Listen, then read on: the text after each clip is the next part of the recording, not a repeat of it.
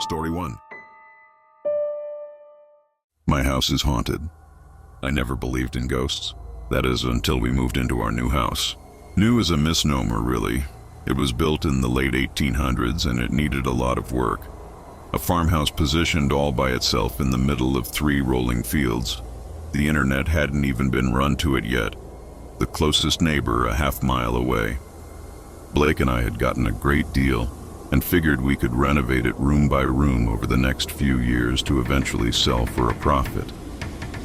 We moved in the summer and spent 3 happy months cleaning, painting, decorating, and upgrading everything in sight. Slowly, it became a home. Then, fall arrived. The temperature dropped. At some point, the home had been upgraded to central heating, so we knew it had a furnace, but we'd never tried to run it. Shivering before bed one night, we crossed our fingers as we flipped the thermostat to heat and heard new sounds cascade through the walls. Warmth flowed from the vents. Later that night, I awoke feeling dizzy. Very dizzy. My stomach turned as I sat up in bed and I instantly vomited. Gasping for air, I shook Blake, but he wasn't responding. I slapped his face. He barely stirred.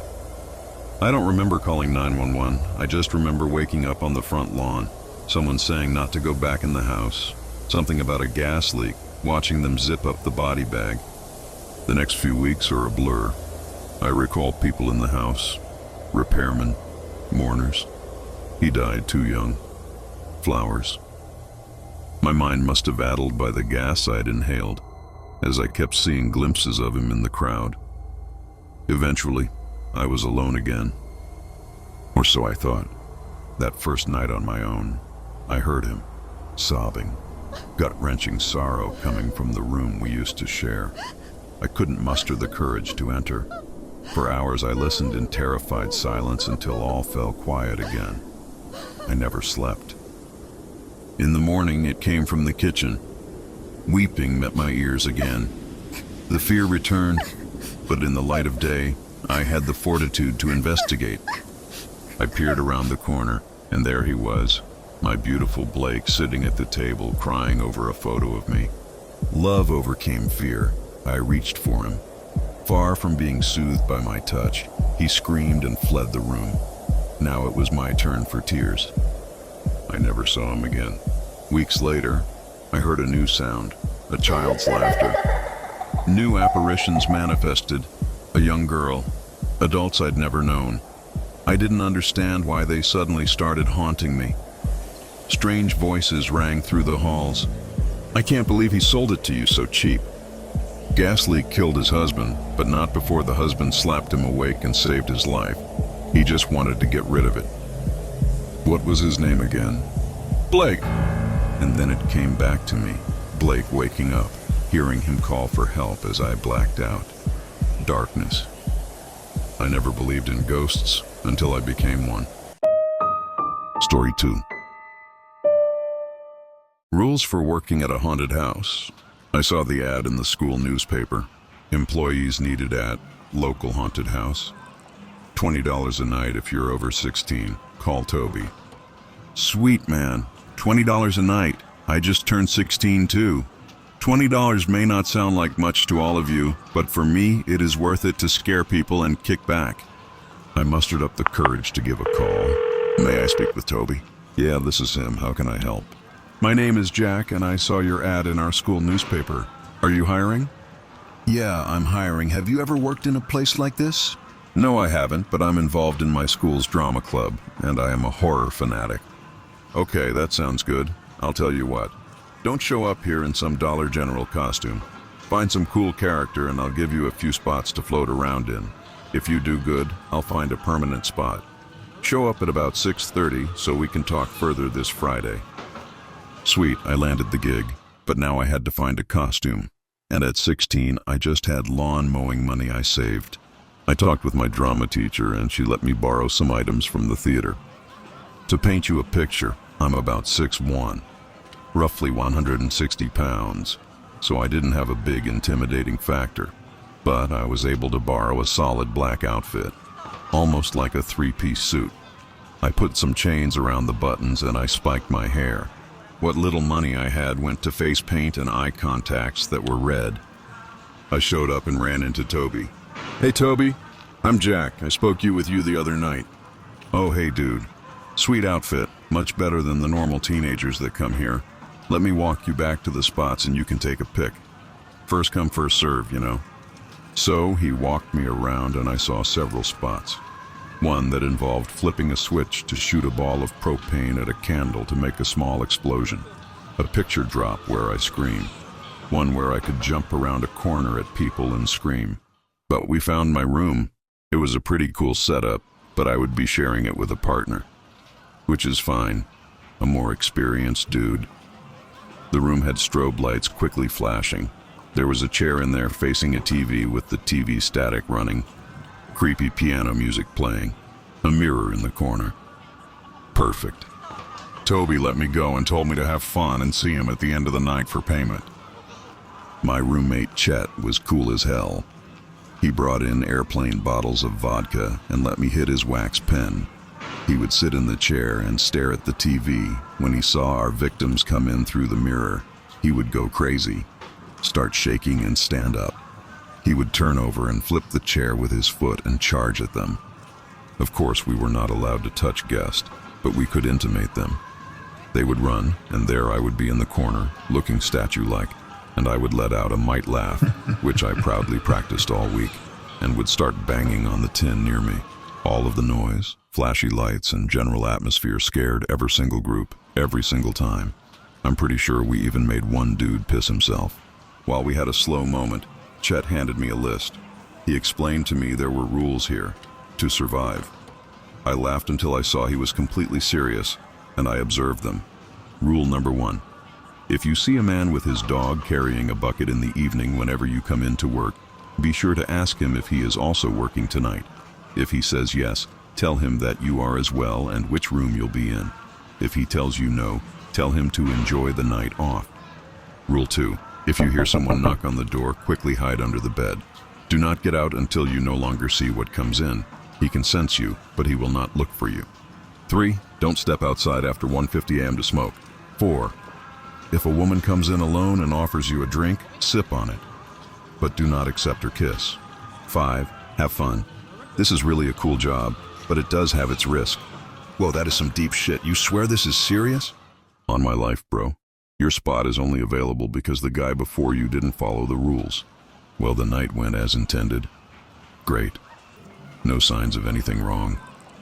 All my new co-workers were going to Denny's to hang out after work. They invited me. Right as we got to the parking lot, I realized I forgot my jacket. I ran back into our room and that's when I heard it. The knock. This wasn't any ordinary knock. We were used to people banging their hands against the walls and door before getting in our room due to the previous room scaring them. This was a tap, like someone was asking to be invited in. I quickly hid under the bed and not 10 seconds after, a figure walked in. I didn't get a good look of him, but he walked to the bed and I could see he was wearing some work boots. "Oh boy, do we have us a new feller here? We're gonna have fun. I know where you are. Better not let me see you, cowboy." He walked away and I could see he was heavy. Overalls on and a pig mask. He looked like a normal person, but had malicious intentions. Either way, I didn't want to stick around and find out. I'm not proud, but I pissed myself. Something about how that man-pig knew where I was shook me to my core. To be honest, I didn't want to come back after that. But if I could follow the rules, I should be okay, right? Story 3. My new house has really strange homeowners association rules. This house has an HOA? I stuttered. The real estate agent nodded. No. I'd heard the horror stories. Fines for walking your dog. Fines for the wrong color curtains. Fines for obscenely shaped stains in your driveway. A homeowners association was just about the worst thing a house could have. Do you have a copy of the HOA agreement? The real estate agent avoided eye contact. How do you like the house? She asked, trying to change the subject. I'd like to read the HOA agreement, please. After rooting through some drawers, she pulled out a thick stack of papers. Here you go. With a heavy heart, I began to read. Pelican Peak, Homeowners Association Rules. 1. Your garage must be kept closed at all times unless you are currently entering or exiting the house. 2. The community has a strict curfew of 10 p.m. You may not make any noise between 10 p.m. and 6 a.m., and you must also keep all the curtains closed during this time. 3. Food scraps cannot be mixed with regular trash. We have a compost bin. Discard food scraps in the red plastic bin provided to you and leave it on the curb on evenings shortly before curfew. We will pick it up and bring it to the compost bin. Do not attempt to bring it to the compost bin yourself. 4. You must always wear neutral-colored clothing when exiting or entering your home and when walking around the development. That's where I raised an eyebrow. What? Neutral-colored clothing? I looked down at my own outfit, aqua blue jeans and a hot pink fluttery top. What is this? Some kind of dystopian nightmare? Making us conform to all look the same in these cookie-cutter townhouses. So I wouldn't be allowed to wear this outfit? I asked the real estate agent. She hemmed and hawed. Well, probably not. But you can just get one of those long duster cardigans or a jacket in a neutral color and wear it when you go out. It's not a super strict rule. You can have some color showing. Not a super strict rule, I repeated, pointedly nodding in her direction. I see. I continued to read. 5. Never knock on a neighbor's door unannounced. Similarly, never answer the door if you aren't expecting anyone. As a community, Pelican Peak values privacy and safety above all else. 6. When walking your dog, keep him or her away from the cul-de-sac on Petunia Lane. The compost bin is back there, and sometimes animals are triggered by the smell. 7. Never leave children that weigh under 50 pounds playing unattended outside. 8. The homeowner's dues are $150 a month, due on the first weekday of every month. I stared at the sheet. This is pretty restrictive. But look at what you're getting for the price, she said. Granite countertops and mahogany cabinets, stainless steel appliances, a rain shower in the master bathroom, all for under $200,000. I did love rain showers. I made an offer the next week. Several weeks later, I was moving in, along with several new black cardigans and jackets. My corgi, Buff, seemed to like the place well enough. She liked watching the squirrels run by, something she couldn't do from the window of my 11th floor apartment. That first night, I followed the rules to a T. At 9:47 p.m., I put my food scraps out: chicken bones, kale stems, and an apple core. At 9:58 p.m., I locked all the doors, drew the curtains, turned down the radio, and settled into bed. I wasn't going to sleep, of course. It was time for my 3-hour Seinfeld marathon before bed. Around 10:15 p.m., Buff started growling. I groaned, paused the episode, and walked into the second bedroom.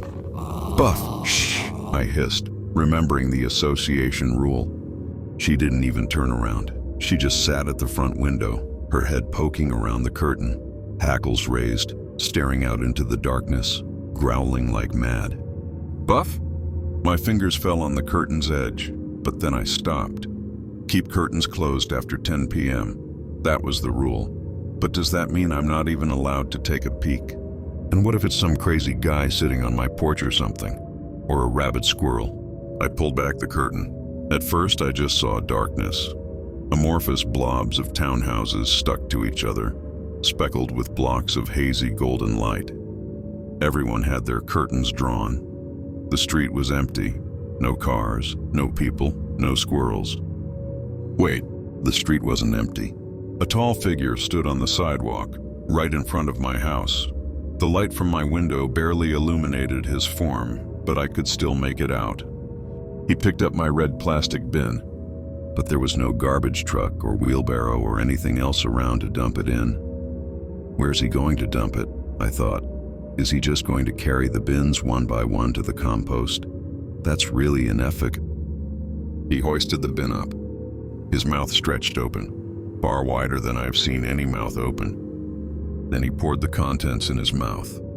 A light cracking sound emerged from the darkness as he chewed up the bones. I stared, horrified, and Buff did too. Then she began to bark. The thing froze. "Shh," I said, patting Buff's head. "Please be quiet." He snapped around and ran towards the window at full speed. A flash of a gray, wrinkled face, hollow black pits for eyes, a gaping mouth with, somehow, no teeth or tongue. I let the curtain fall. I backed away, hugging Buff, my heart pounding in my chest. That's when the knocking started, and I remembered perhaps the most important rule of them all. Never answer the door if you aren't expecting anyone.